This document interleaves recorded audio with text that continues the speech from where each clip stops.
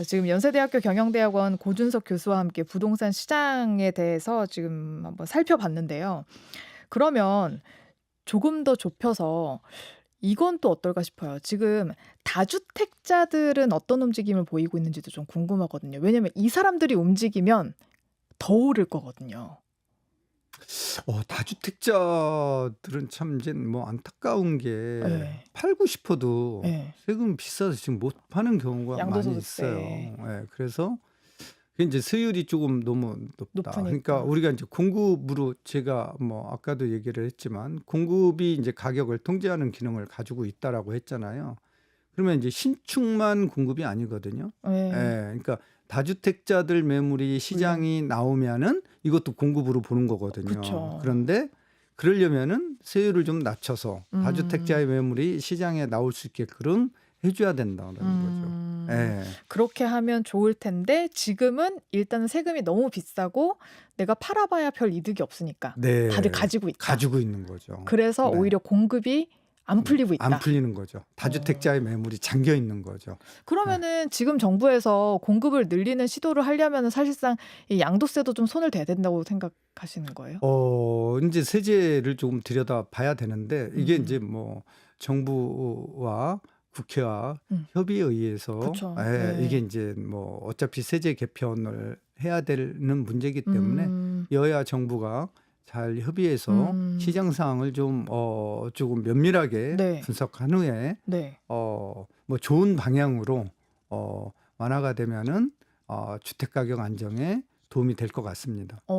이 방법이 있기는 있네요. 우리 아까 왜냐면은 사실상 공급이나 내지는 금리로 인해서 통제를 좀 할 수 있다고 했는데 그거 말고도 한 가지 방법이 더 있으니까 세제 개편이라는 방법도 있긴 있네요. 인제 그거를 통하면은 네. 매물이 좀 나올 수 있으니까 시장에. 근데 그게 이제 음. 공급이라는 거죠. 근데 네. 지금은 높은 세율 때문에 매물이 잠겨 있는 거죠. 네. 그게 조금 안타까울 뿐이죠. 네.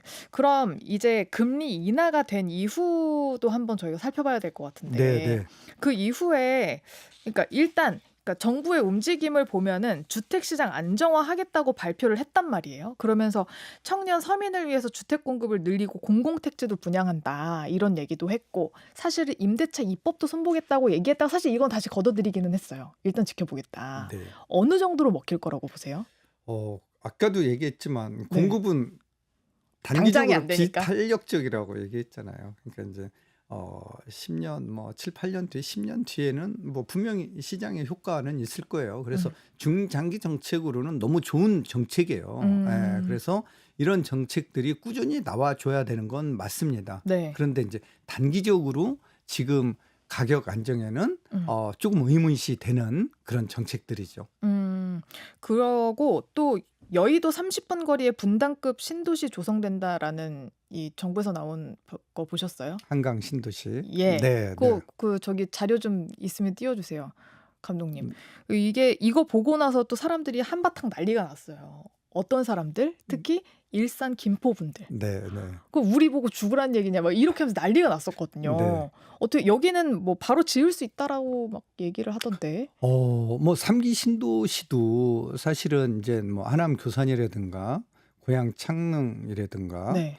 뭐 부천 대장이라든가 이런 데도 아직 사전 청약했다가 그 지난 취소되고 정부에서 얘기했던 사업 3기 네. 그것도 잘 안 되잖아요. 그래서 인제 이런 공급은 단기적으로 효과가 내기는 되게 쉽지는 않습니다. 예. 그리고 뭐 그 주변에 인제 한강 신도시 주변 지역에 일산이라는 이런 네. 이제 큰 신도시가 있는데 1기 신도시가 있는데 뭐 이런 지역은 이제 재건축 1기 신도시 재건축에 의해서 공급이 조금 확충되고 네. 인프라는 조금 더 늘려야 될 것 같고 그렇게 되면은 뭐 서울 수요를 조금 분산시킬 수 있는 이런 효과는 분명히 있을 것 같습니다. 네. 네.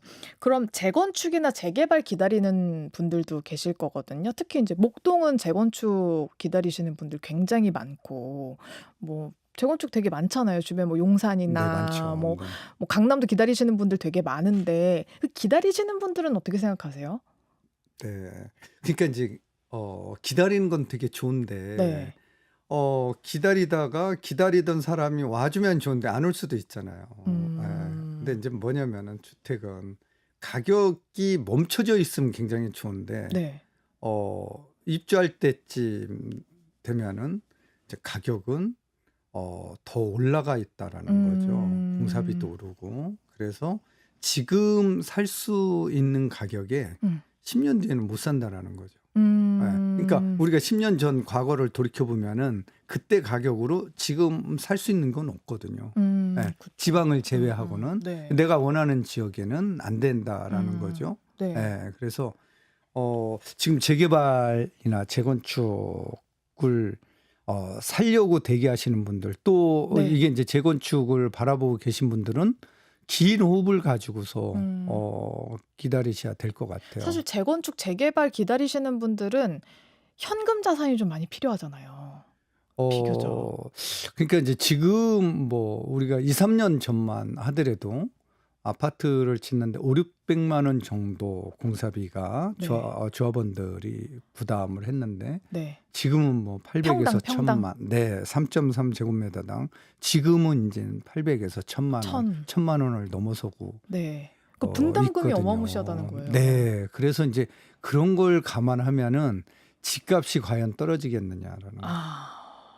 근데 이제 그걸 언제까지 기다리냐라고 얘기하시는 분들은 그러니까 이런 고민을 하시는 거예요. 왜냐면은 재건축 단지를 가지고 계시는 분들은 거기 전세가가 얼마 안 되니까 현금이 너무 많이 필요한 상황인데 그러면 내가 이 현금을 들고 언제 될지 모르는 이 재건축을 기다려야 되냐 아니면 이거 지금 빨리 팔고 그냥 강남에 뭐 목동으로 치면 그냥 강남 좋은데 그냥 조금이라도 웃돈 주고 거기 들어가서 일단 사는 게 맞냐 이런 고민하시는 분들 많더라고요. 저는 갈아타라고 하고 싶어요. 네. 그래서 이제 뭐 이 목동을 예를 들어서 네. 뭐 목동 주민들한테는 조금 미안한 얘기지만 죄송한 네. 얘기로 들릴 수는 방송에서 얘기해도 되는 겁니까? 아니 근데 이 고민을 하시는 분들이 제 네. 주변에 되게 많아요. 네. 예. 그러니까 돈이 안 사실은 도니까. 재건축 아파트에 사실은 연세가 좀 드신 분들이 많거든요. 네. 어떤 측면에서 보면은 며느리 좋은 일 시킬 수 있는 거죠. 근데 네. 그분들이 내가 입주를 못할 수도 있어요. 동의를 안 하신다는 얘기도 하더라고요. 네. 네. 그래서 쉽지 않아요, 재건축이라는 게. 그래요. 네. 그래서 저는 요즘 이제 신축 아파트는 네. 너무 좋아요. 네. 커뮤니티 시설이 뭐 맞아요. 다 갖춰져 있고 지하 주차장이 연결돼 있냐. 밥도 다 주고요. 음. 뭐 아무튼 뭐 리조트에 사는 그런 기분이죠. 그래서 신축 아파트 선호 현상이 이제 그러한 것들 때문에 더 두드러지게 나타나고 있고 네. 신축 아파트 가격이 예전에 보다 예전에는 이제 재건축 중심으로 이제 시장이 형성이 돼 있었다라고 하면은 네. 재건축 아파트 가격이 신고가를 찍고 신축이 따라오는 형상이었다라고 하면 지금 그 반대 현상이 일어나고 있어요. 신축이 더 올라가고. 신축이 더 비싸고 재건축이 따라가는 그런. 왜냐하면은 재건축은 지금 똑같은 가격으로 신축을 살래 재건축을 살래. 예를 들어서 네. 압구정동 현대아파트 35평을 40억 주고 살래? 아니면 원베일리 반포에 있는 이거를 40억 주고 살래? 밸런스 붕괴일 것 같은데요. 네. 거의 그냥 당연히 후자로 네. 가죠. 원베일리로 가죠. 왜냐면은 이거를 사면은 지금 기준으로 7-8억 정도 추가 분담금이 있다라는 거예요. 네.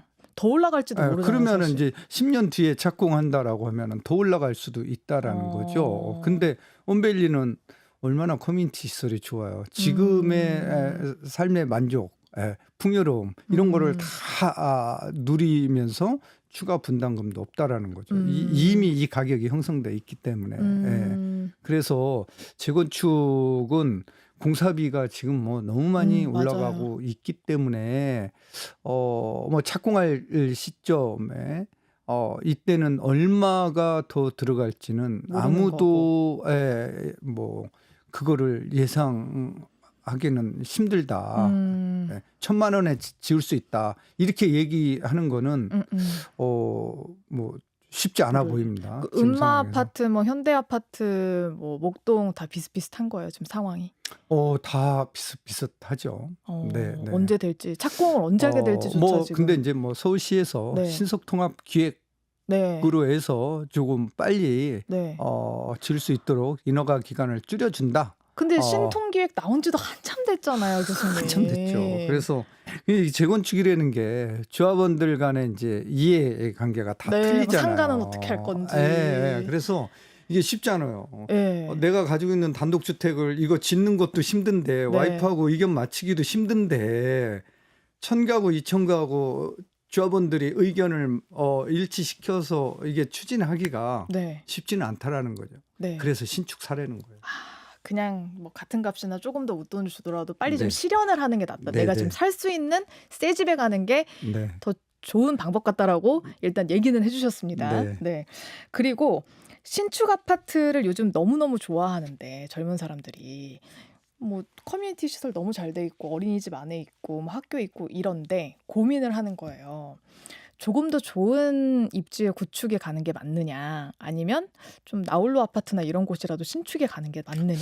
나홀로 아파트에는 일단은 커뮤니티가 못 들어가요. 한계가 음. 있어요. 네. 그래서 아까 얘기했던 세대수 2000세대 플러스 마이너스 500세대 이 정도 규모는 돼야지만 근데 거기는 엄청 관리- 유명한 대단지 정도면 대단지 정도 아니에요. 관리비 범위 내에서 내가 그런 커뮤니티 시설을 다 이용할 수 있다라는 거죠. 근데 세대수가 줄어들수록 커뮤니티를 이용할 때 내가 돈을 돈을 더 내야 많이 돼요. 내야 돼. 예. 관리비도 더 많이 내야 돼. 그래서 이제 그런 부분들 감안하면은 네. 그래서 세대수가 중요하다라는 거죠. 그러면 조금 구축이더라도 대단지에 가는 게 맞다. 구축에는 이제 커뮤니티 시설은 없잖아요. 신축의 나홀로 아파트도 커뮤니티가 없고요. 네. 그래서 신축 대단지로 가는 게 네. 맞는 것 같아요. 돈이 없으니 문제죠. 영끌해도 한계가 있으니까 사실 증여를 받지 않는 이상은. 그런데 이제 중요한 거는 뭐냐면은요. 신축 대단지로 가는 방법은 네. 있어요. 자기가 마음만 비우면 갈 수 있어요. 어떡해요? 전세 끼고 살 수 있잖아요. 그리고 본인은 처가나 본가에 들어가서 5년만 홈테크? 살아라. 5년만 살아라. 본가에 들어가 아니면은 월세 살아라 하고 싶어요. 네, 그래서 5년 정도 그렇게 바짝 전세를 그게 금융 비용도 안 들어가잖아요. 전세 끼고 사놓으면은. 네, 그래서 그렇게 내 집 마련을 해놓는 게 네. 중요하다. 지금 되게 중요한 시점이다. 이렇게 보고 있습니다. 단계적으로 올라가는 갈아타기를 권하세요? 아니면 한 방에 가는 걸 권하세요? 자기 소득 수준 범위 내에서 네. 원리금을 상환할 수 있는 범위 내에서 대출을 끼고 그 집에 들어가서 살든 최대치.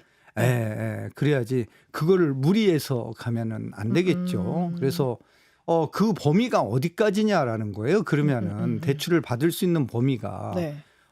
우리나라 총 저축률을 보면은요.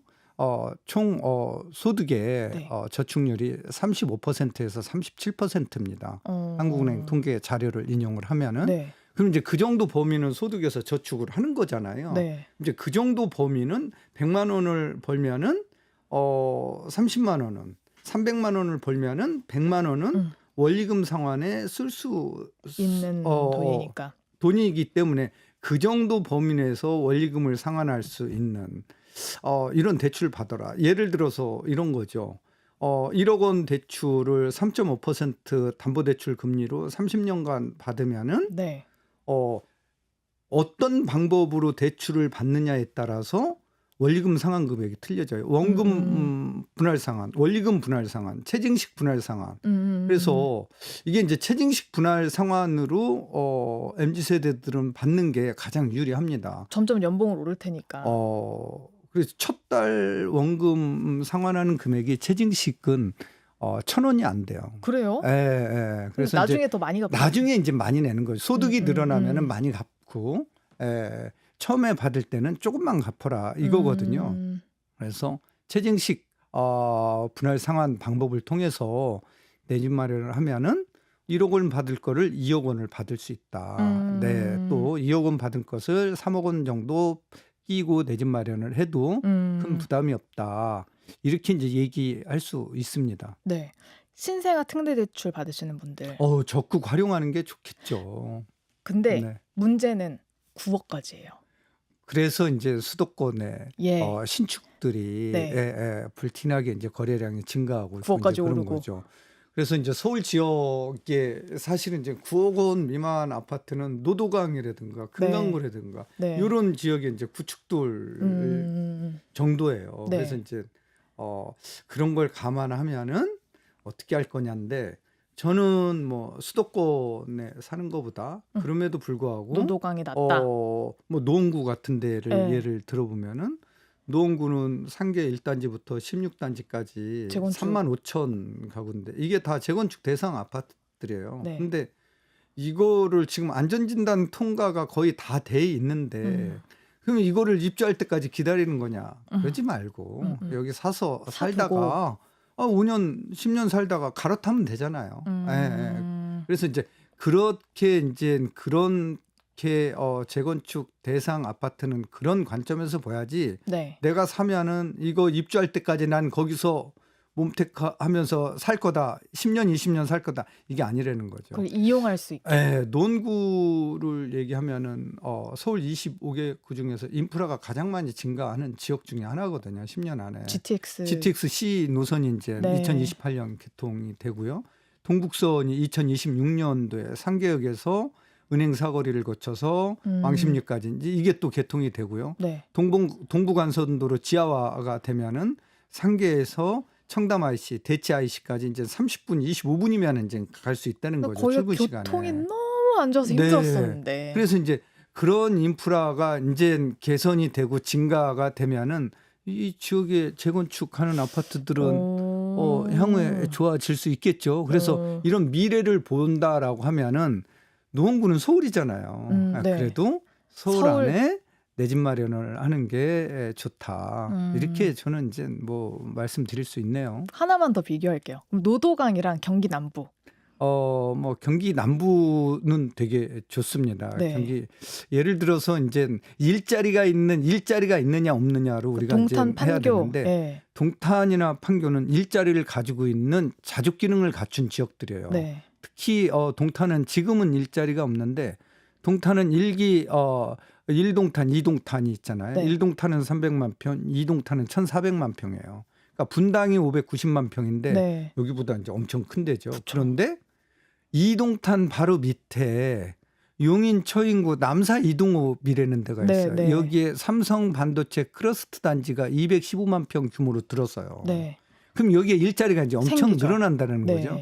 그럼 여기 일자리가 늘어나는 바로 배후지가 동탄 이 신도시라는 거예요. 기회의 근데 땅이네요. 동탄은 더 좋은 게 뭐냐면 GTX A가 쓰는데 들어가는 데라는 거죠. 그러면은 동탄에서 삼성역 2028년 개통이 되면은 이제 GTX 타고 앉으면 안 돼. 못 내려요. 바로 가니까. A 되는 거 맞아요? A가 가는 거죠. A가 파주 운정에서 동탄까지 가는 거죠. 네. 알겠습니다. 그러면 노도강, 경기 남부 이렇게 봤을 때는 뭐 저는 동탄은 사두 네. 되는 지역으로 보여집니다. 그 정도 아니면은 노도강이 네. 좋겠다라고 추천을 해주셨습니다. 이런 거 추천을 할지 이런 거 물어볼 줄 몰랐어요.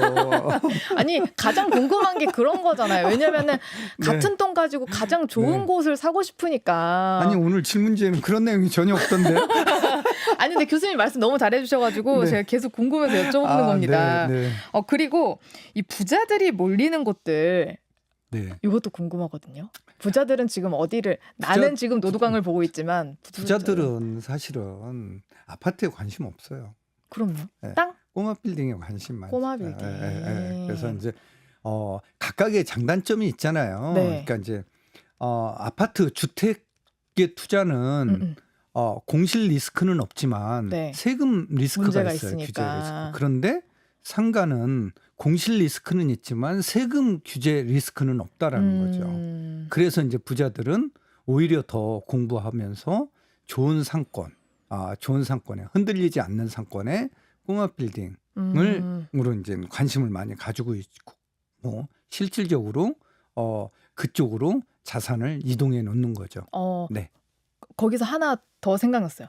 비주택들, 오피스텔, 생수, 지산 이런 것들 원래 부동산 터지면 이제 거기로 올려붙잖아요. 그건 이제 돈 없는 사람들이 투자하는데. 오피스텔, 부자들이 투자하는데. 아니죠. 부자들이 투자하는 건 꼬마 빌딩이고 네. 뭐 오피스텔이나 그거 지상이나 이제 돈이 생수분 이제 조금 있으신 분들, 2, 3억 있는 분들이 투자하는데 음. 저는 뭐 말씀 뭐 투자에 대해서 얘기를 뭐 말씀드린다라고 하면은 네. 지금 서 아나운서님이 얘기한 그런 데는 절대 투자하면 안 된다. 그래요? 예. 오. 자본 수익이 안 생긴다. 오. 예, 이렇게 보여지고요. 네. 우리가 이제 자산에 투자하는 거는 자본이득, 자본 수익이 내가 5년을 가지고 있었을 때, 3년을 가지고 있을 때 어느 정도 네. 나오느냐 이걸로 우리가 판단을 해야 되는데 네. 우리가 투자를 은행 이자, 예금 이자처럼 생각을 해서 이게 뭐 월 얼마야, 몇 프로야, 임대 수익률만 가지고 따진다라는 거죠. 네. 그래서 임대 수익률은 나올 수는 있지만 예를 들어서 오피스텔 2억짜리 투자를 했어요. 그래서 월 100만 원. 네. 그러면은 수익률이 6%인데 네. 그렇잖아요. 네. 그러면은 이거를 이제 3년을 받았어요. 3,600만 원을 받아서 월세가 나오니까 네. 뭐 친구들한테 밥도 사고 네. 내가 세금도 내고 그래서 3년 후에 팔려고 봤더니 1억 5천이야. 감가. 그럼 내가 이거 뭘 한 거냐는 얘기죠. 내 돈 가지고 세금 내고 음. 친구 밥 사주고 오히려 손해 볼 수 있다라는 거죠. 그래서 이런 데는 하지 마라. 투자를 하면은 안 된다. 부동산 공부가 전혀 안 돼 있는 사람들이 이런 데 투자를 하는데 이렇게 하면은 부의 재분배가 될 수 있다. 저는 이렇게 보고 있습니다. 예. 그러면 부자는 아니지만 내가 돈 조금 가지고 있는 사람들은 근데 아파트 살 정도는 또 아니에요. 그럼 이 소형 사람들은 아파트 사라. 소형 그래도 아파트 아파트. 사서 그러니까 대학교 앞에 뭐 네. 예를 들어서 이문 지역 네, 이문 뭐 지역에 소형 경희대 있고 외대 있고. 아파트들이 네, 신축들이 많이 들어서는데 네. 11평짜리, 12평짜리 이런 아파트 사서 뭐 임대에 놓으면은 네. 되게 좋을 것 같아요. 아파트라 안정적이고 네. 수리 걱정할 필요 없고. 근데 이제 다가구 주택을 네. 예를 들어서 룸 20개짜리를 20억 주고 샀어요. 룸 네. 하나에 50만 원씩. 네. 그러면은 1,000만 원이잖아요. 그러면은 이것도 6% 수익률이잖아요. 네. 근데 이거 20명의 임차인이 내 핸드폰 안으로 들어와 있다. 네.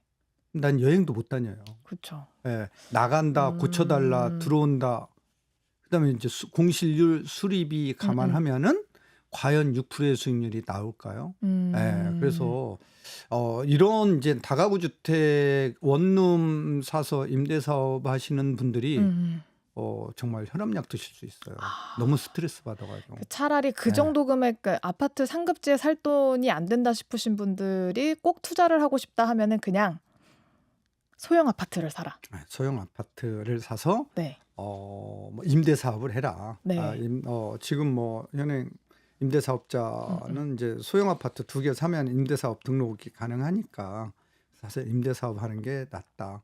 그리고 그거보다 돈이 조금 더 있는 더 있다라고 하면은 꼬마 빌딩 사자. 네. 그건 지역 상관. 지역 이제 이게 중요한 거죠. 네. 흔들리는 상권에 사면 안 되겠죠. 그러니까요. 네, 공실률이 많은 상권에 사면 안 되겠죠. 네. 그래서 이제 그래서 공부는 부자들이 끝이 더 없네. 공부를 더 많이 한다라는 거예요. 네. 어디 많이 봐요 요즘? 상권이 이제 우리나라 아나운서님 우리나라 공실률이 제일 많은 데가 어딘 줄 아세요? 서울 상권 중에서. 명동? 명동이 제일 많아요. 예. 명동이 제일 많은데 임대료가 가장 비싼 곳은 어딘 줄 아세요? 명동. 거기도 명동이에요. 네. 예, 임대료도 비싸지 공실률도 많지. 예, 그런데 지금 뭐 성수동이라든가 성수동 공실률이 2% 정도 와. 되고요. 1제곱미터당 임대료 수준이 5만 원 수준 정도 합니다. 네네. 압구정 로데오 2상권이라고 있어요. 네. 여기도 공실률이 2% 정도 되고 임대료 수준이 그 정도 되는데 그 옆에 가로수 상권이 있잖아요. 네. 로데오 옆에 가로수. 네네네. 여기는 공실률이 한 10% 정도 되고요. 네. 임대료는 뭐 8만 원 정도 됩니다. 임대료도 비싸, 공실률도 네. 막. 그래서 이제 이런 것들을 어떻게 보느냐. 또 임차인 업종이 얼마만큼 다양하게 있느냐. 업종이 편중되어 있으면 상권이 금방 흔들린다라는 네. 거죠. 우리가 이제 보다시피 경리단길 네. 사실은 이제 뭐 몇 년 전, 5, 6년 전만 하더라도 주말에 거기를 가면 어깨에 부딪혀 가지고 못 다닐 정도였잖아요. 네. 근데 지금은 아니거든요. 상권은 예. 계속 돌잖아요. 예. 순환하니까. 그래서 상권이 이제 얼마나 탄탄하게 어떤 환경에서도 흔들리지 않을 거냐라고 하면은 이제 그 지역 고유의 그 지역만이 가지고 있는 콘텐츠가 상인들만의 콘텐츠가 있어야 된다라는 거죠. 그런 상권에 내 꼬마 빌딩을 이제 투자해야 되는 건데 그래서 이제 부자들이 요즘 더 공부를 많이 한다. 공구도 그냥 하고 임장도 가고. 우리가 이제 뭐 양복을 살 때도 백화점에 가서 여기저기 입어보고 사잖아요. 그쵸. 근데 몇십억을 투자하는데 맞아요, 그냥 맞아요. 말만 듣고 투자하지는 않죠. 본인이 공부해서 본인이 이해가 돼야지만 몇십억을 투자한다라는 거죠. 네. 네. 그러니까 이게 지금 돈도 돈이지만 공부도 단계가 필요한 것 같아요. 필요하죠. 네, 소형 아파트부터 차근차근 해가지고 상급지 찍고 그 다음 이제 꼬마 빌딩으로 넘어가는 걸로. 네. 근데 이제 사실은 이런 얘기를 하면은 정말 뭐 진짜 직장 생활 안 해보신 분처럼 뭐 직장 생활 처음 하면은 월급이 얼마 된다고. 제가 은행에 처음 들어갔을 때 네. 1990년도에 입사를 했는데 월급이 100만 원이 안 됐었어요. 네, 네. 그때 당시니까. 근데 이 돈 가지고서 그때도 집 사기가 너무 버거웠던 시절이에요. 네. 근데 지금도 마찬가지거든요. 그쵸. 지금 월급 받아가지고 너무 버거운 버겁죠. 네. 그래서 이제 많은 이제 어떤 진짜 여기에 자산 관리에 관심이 있고 또 내 집 마련에 진심인 청년들은 경매 어떻게든. 공부를 하는 청년들이 많이 늘어나고 있어요. 경매. 네. 경매는 가장 우리가 이제 상품 살 때 세일할 때 마트에 가서 사잖아요. 네. 백화점 가서 세일할 때 사잖아요. 그러니까 믿고 안전하게 법원 경매를 통해서 또 은비도 공매를 통해서 내 집 마련하게 되면은 싸게 살 수 있잖아요. 시세보다. 그래서 이거는 그냥 내가 싸게 살 수 있다라고 해서 그냥 살 수 있는 게 아니잖아요. 그렇죠. 권리 분석 공부를 다 해야 하고, 되잖아요. 임장도 해보고. 그래서 공부가 필요하다는 거예요. 혹시 교수님 나중에 저희 경매 얘기도 좀 해주실 수 있나요? 불러주신다면 저 경매 너무 관심이 많아가지고. 불러주시면은 제가 뭐든지 제가 답변을 해드릴게요. 알겠습니다. 근데 오늘 처음 부르신 거예요. 네. 제가 이 앞에는 많이 와봤는데 네. 여기는 처음이에요. 제가 TBS 는. 추천했습니다. 그렇습니까? 네, 정말요? 제가 막 방송 여기저기 다 찾아보고 네, 고 그러셨군요. 교수님 어떻냐 네, 그랬더니 네. 다들 뭐 제작진 다 찬성해가지고 네. 한 번 더 모시도록 하겠습니다. 네. 예. 한 번만요. 아니요, 계속해서 일단 다음번에 경매 얘기 한번 해보시죠. 네. 자, 그럼 오늘은 여기까지 듣도록 하겠습니다. 연세대 경영대학원 상남경영원 네. 고준석 교수님과 그리고 유튜브 고부자. 네. 고부자 주인장님과 함께 감사합니다. 네. 이야기 나눠봤습니다. 고맙습니다. 네, 감사합니다.